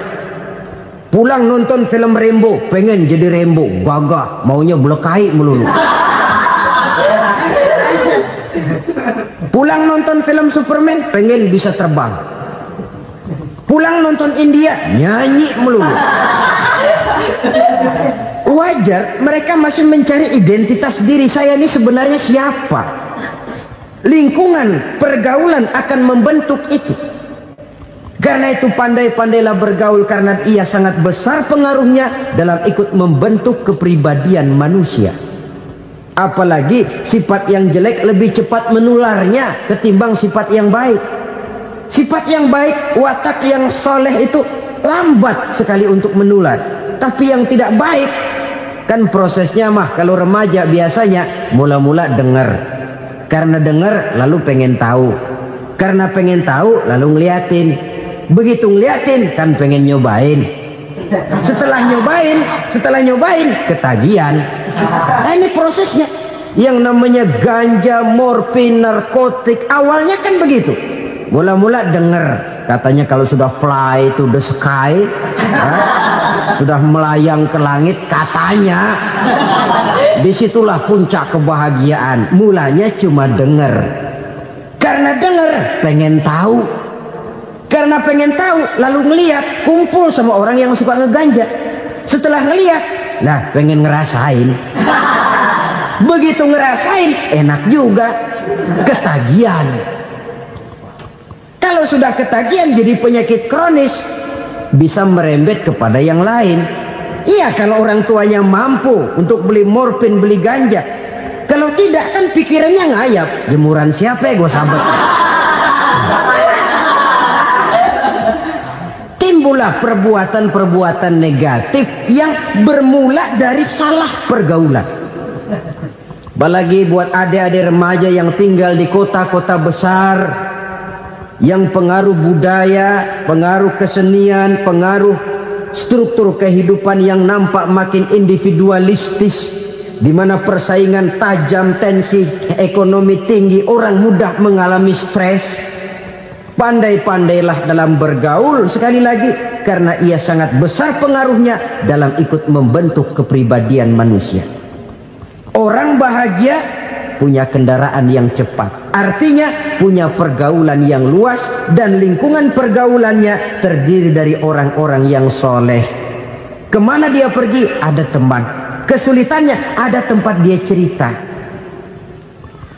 Tapi kalau sudah menyendiri, hidup sendiri, kesulitan dipikiri sendiri, bisa mati belum waktunya.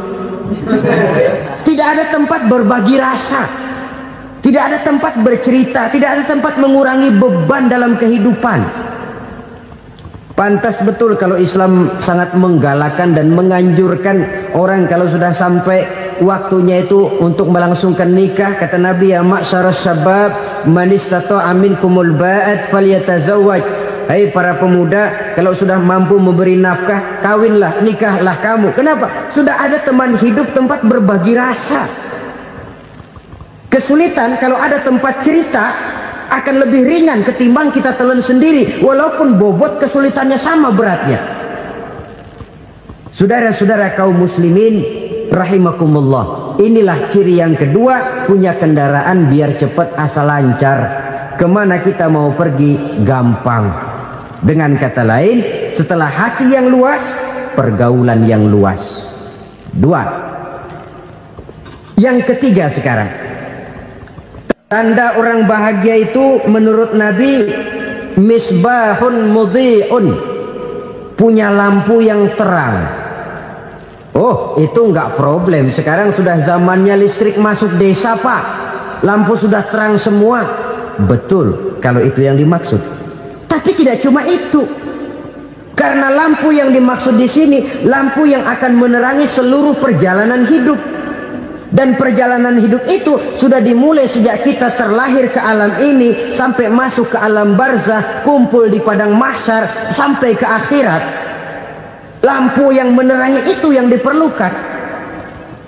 Kalau lampu, katakanlah yang paling top sekarang kan lampu jenis Mercury.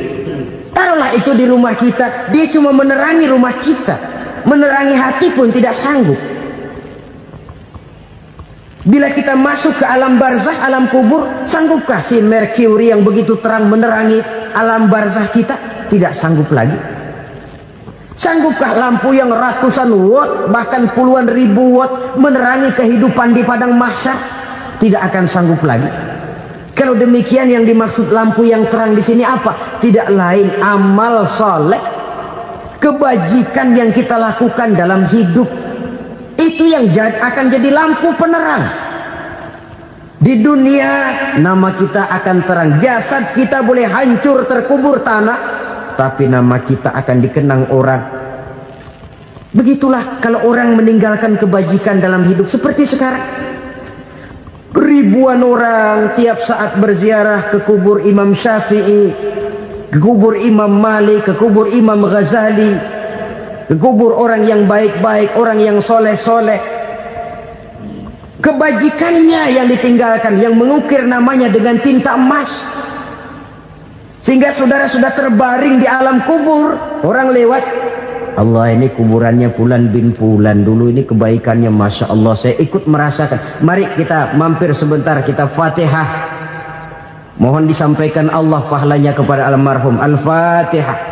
Itu kalau orang baik-baik. Lalu saudara tanya, Pak, orang mati dikirimin Fatihah apa nyampe pahalanya? Saya jawab, kalau saudara nggak percaya, mati dulu dah. Nanti saya Fatihain, tungguin di sana. Umpama nggak sampai, balik lagi kemari. Sekarang ini kan maunya otak-otakan saja. Kalau nggak masuk otak, nggak percaya. Padahal alam gaib itu nggak bisa diotak-otakin. Sama saja dengan saudara pernah dengar cerita kapal tanpa emas tenggelam kan? Pernah nggak? Di mana? Ya, di laut Masalembo.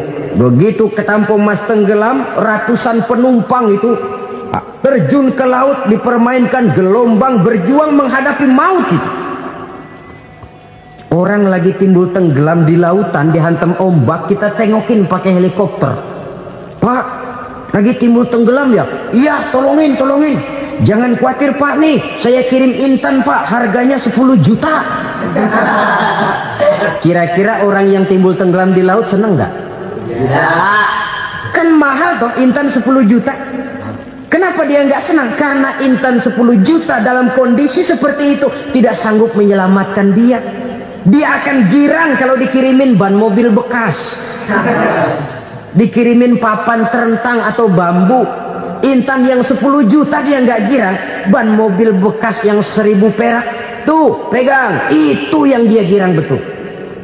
Inilah sebabnya Nabi berkata, mal mayyitu fi qabrihi illa kal ghariqil mutaghawwis. Orang yang meninggal di alam kuburnya seperti orang timbul tenggelam di lautan. Yantaziru da'watan min ahli, menunggu doa dari keluarganya yang masih hidup. Duh, bapak saya sudah meninggal, saya sayang benar sama dia. Kirimin kulkas ke kuburannya Itu sama saja dengan tadi orang tenggelam di lautan dikirimi intan yang harganya 10 juta, ndak sampai. Begitulah kalau kebajikan yang kita tinggalkan dalam hidup, sudah mati pun kubur kita masih diziarahi orang. Tapi kalau jahat yang kita tinggalkan, boro-boro lah orang mau doa lewat dekat kuburan kita juga serem. Tuh bajingan no, dulu mati dipendem di situ tuh. Jangan lewat situ, ntar kesurupan, jangan. Lewat saja orang ngeri. Konon lagi membacakan Fatihah dan mengirimkan doa. Hidup pada hakikatnya adalah kesempatan untuk berbuat baik. Maka sekali kesempatan itu diberikan, manfaatkan dengan sebaiknya. Sebab kesempatan kedua tidak akan pernah ada. Kesempatan berbuat baik di sini, di akhirat sudah pembalasan namanya. Sekali kesempatan itu dicabut, dia tidak akan pernah dikembalikan lagi. Kata Iqbal, hidup tidak mundur ke belakang, Bung. Berhenti diinjak orang, mundur hancur. Tidak ada kata mundur dalam hidup ini. Berhenti diinjak orang, mundur kecebur. Tidak ada kata lain, harus maju dalam kehidupan dalam artian yang positif. Hidup adalah kesempatan untuk mengumpulkan kebajikan yang sebanyak-banyaknya. Di situ nilai daripada manusia. Sekarang ini memang nggak kelihatan kok, orang yang banyak pahala sama yang banyak dosa nggak kelihatan kok. Barangkali kalau habis bikin dosa palanya pada benjol, mungkin orang takut sama dosa. Tapi sekarang sama saja, orang yang banyak dosa dengan yang nggak banyak dosa jalan bareng dari belakang, sama, nggak kelihatan beda. Tapi ada waktunya di mana pahala memegang peranan, di mana dosa diperlihatkan. Sama saja kalau kita bawa mobil siang, lampu kan nggak begitu berfungsi. Apa lalu bilang, alah ini lampu berat-beratin, copot-copotin aja dah. Tidak perlu begitu. Kenapa? Pada suatu saat malam senja akan datang. Bila matahari terbenam, senja pun datang, gelap mulai merayap, disitulah baru terasa perlunya lampu. Pahala begitu. Sekarang orang yang nggak ada pahalanya, nggak kelihatan dalam kehidupan. Tapi pada satu saat senja kehidupan akan datang. Ajal merenggut nyawa, malam merayap, dan hidup mulai diliputi kegelapan di alam barzah. Dikala itu kalau nggak punya lampu, alangkah malangnya kita. Sebab amal yang baik, kata Nabi, di alam barzah itu akan diciptakan menjadi perempuan yang cantik menemani kita. Amal yang jahat akan menjadi orang yang paling jelek nemenin kita. Udah di tempat gelap yang nemenin jelek.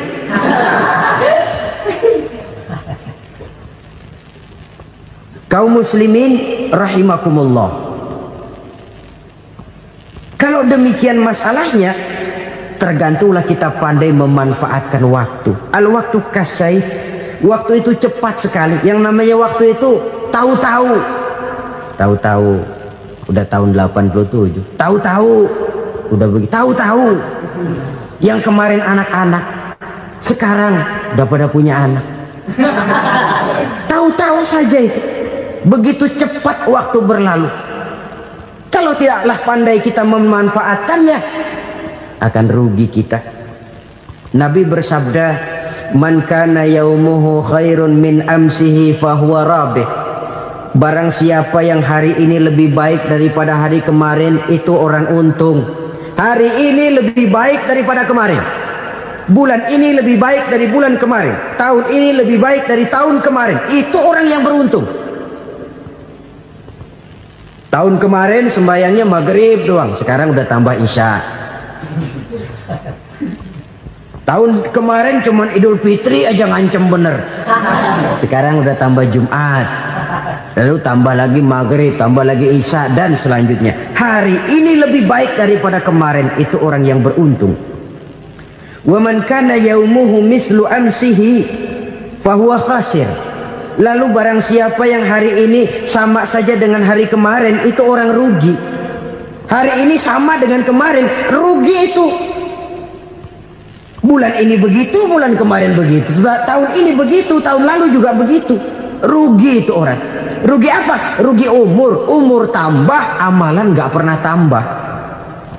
Dan saya pikir lebih merupakan azab ketimbang nikmat kalau orang dikasih panjang umur cuma untuk numpuk dosa. Mending mana? Panjang umur banyak dosa sama pendek umur dikit dosa? Mending mana? Mending mana? Ya, paling mending tentu panjang umur banyak pahala. Tapi kalau tidak, sekali lagi, lebih merupakan azab ketimbang nikmat kalau orang diberikan panjang umur tapi cuma untuk sekedar menumpuk dosa. Kehilangan kesadaran bahwa dunia bukan terminal akhir dari satu perjalanan. Dia cuma halte di mana kita berhenti sebentar untuk menuju kepada terminal yang hakiki. Saudara-saudara kaum muslimin rahimakumullah. Inilah lampu yang akan menerangi kehidupan. Amal yang kita lakukan di dalam kehidupan. Jadi yang dimaksud dengan lampu yang terang, kebajikan yang kita kerjakan dalam hidup. Nah, setiap orang di awal tadi saya bilang ingin bahagia. Bahagia itu kan hakikatnya kumpulan senang dan selamat. Senang, selamat. Apa bedanya? Senang tapi tidak selamat, nggak bahagia. Selamat tapi nggak senang, nggak bahagia orang. Contoh, kalau orang korupsi, duitnya banyak, senang dia, tapi keselamatannya. Ada tentara baris di samping rumahnya udah bingung, padahal tentara latihan. Tentara cuma latihan, dia bingung. Senang, tapi karena keselamatannya tidak terjamin, dia tidak bahagia. Sebaliknya pegawai negeri jujur benar, cuma segaji-gajinya, selamat nggak korupsi, tapi melarat, ya nggak bahagia juga, kurang senang. Kesenangan dan keselamatan untuk dunia saja, ya sekali lagi, kalau cuma sekedar untuk dunia saja, bisa dibeli pakai uang.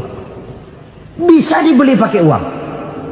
Saudara ingin selamat, bisa dibeli pakai uang. Saudara ingin senang, bisa dibeli dengan uang. Tapi setelah mati, masuk ke alam barzah, habis kekuasaan uang.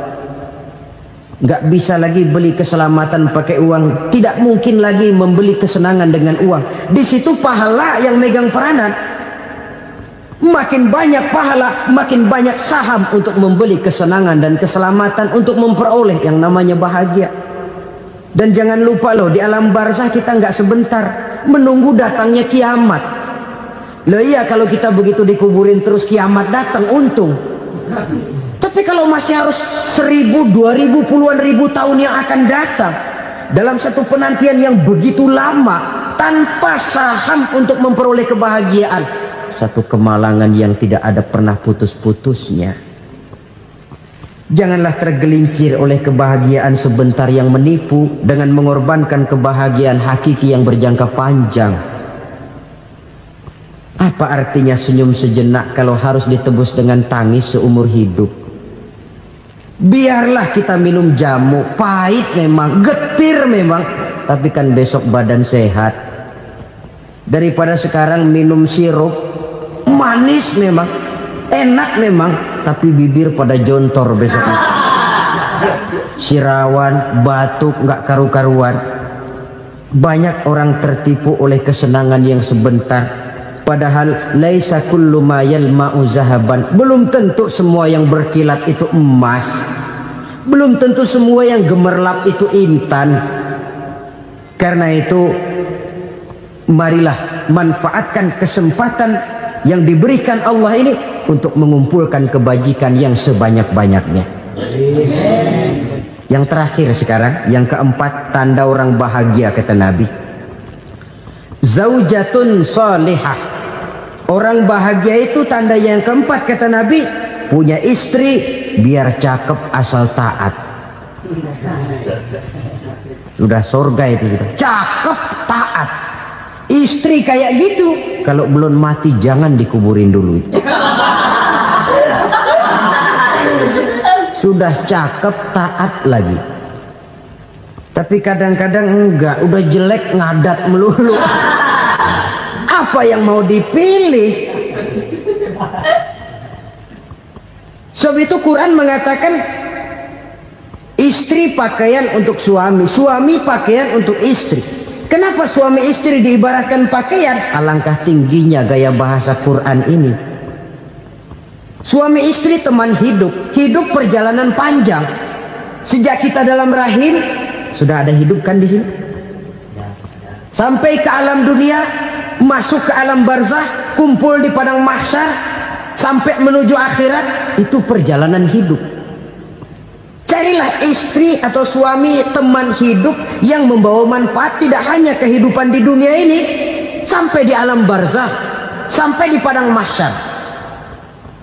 Suaminya mungkin meninggal lebih dulu, atau istrinya mungkin meninggal lebih dulu, tapi suami atau istri yang masih hidup berbuat kebajikan.